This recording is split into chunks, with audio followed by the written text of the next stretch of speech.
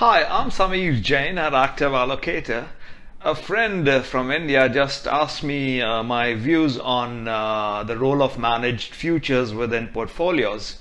So managed futures have possessed the rather attractive feature of positive correlation during rising equity markets and negative correlation during falling equity markets.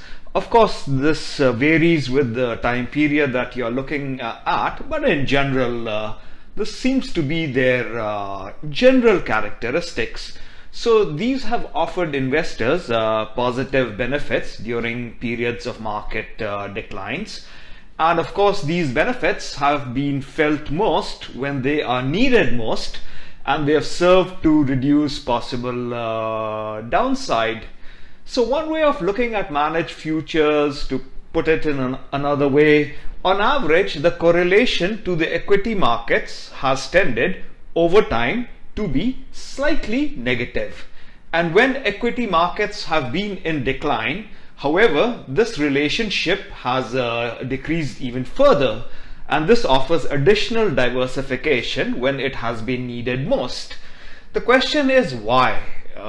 It raises two questions actually. First, why does such a relationship exist in the data? And second, from a portfolio perspective, what are the implications if we believe such a relationship will hold in the future? So the first thing, the relationship between managed futures and equity markets, one possible explanation that comes to my mind has to do with the nature of managed futures as an investment strategy.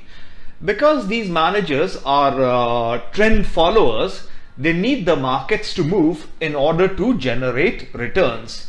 If the markets are totally flat, in other words, if the markets consistently generate zero return, there'll be no trends.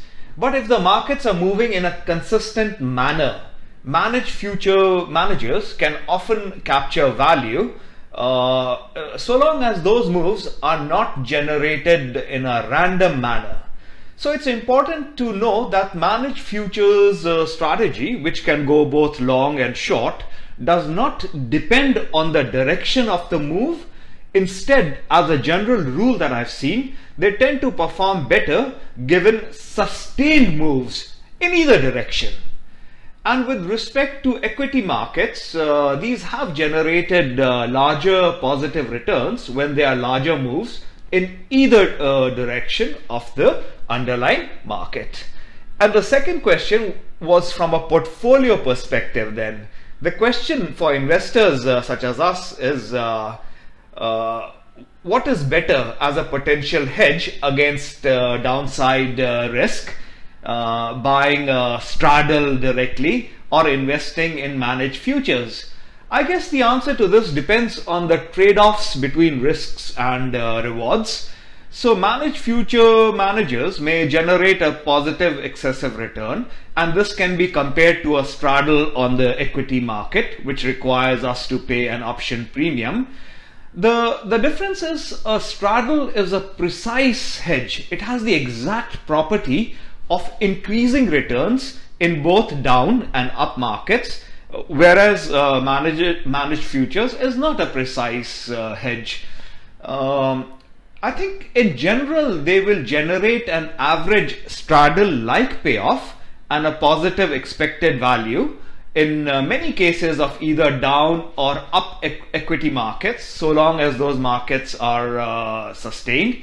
But this relationship will be inexact because moves in managed futures do not exactly match those in the equity market.